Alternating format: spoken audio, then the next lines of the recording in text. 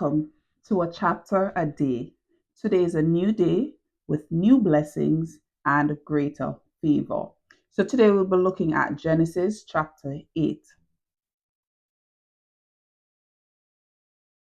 Now reading. Then God remembered Noah and every living thing and all the animals that were with him in the ark. And God made a wind to pass over the earth, and the waters subsided. The fountains of the deep and the windows of heaven were also stopped, and the rain from heaven was restrained. And the waters receded continually from the earth. At the end of the 150 days, the waters decreased. Then the ark rested in the seventh month, the seventh day of the month, on the mountains of Ararat. And the waters decreased continually until the 10th month.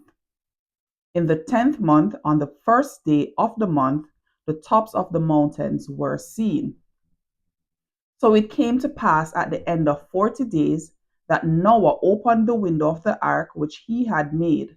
Then he sent out a raven which kept going to and fro until the waters had dried up from the earth. He also sent out from himself a dove to see if the waters had receded from the face of the ground.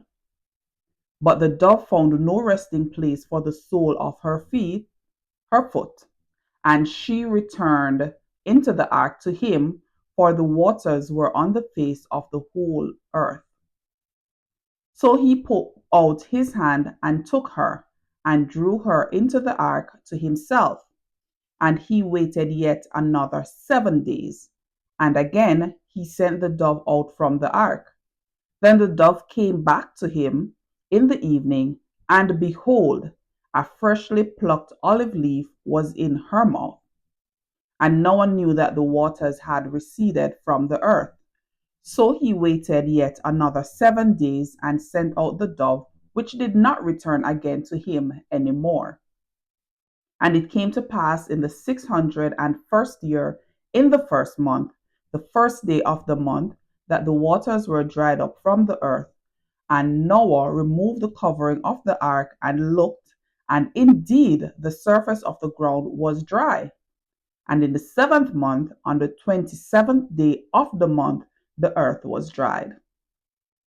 Then God spoke to Noah, saying, Go out of the ark, you and your wife and your sons wives with you. Bring out with you every living thing of all flesh that is with you, birds and cattle and every creeping thing that creeps on the earth, so that they may abound on the earth, and be fruitful and multiply on the earth. So Noah went out, and his sons and his wife and his sons' wives with him.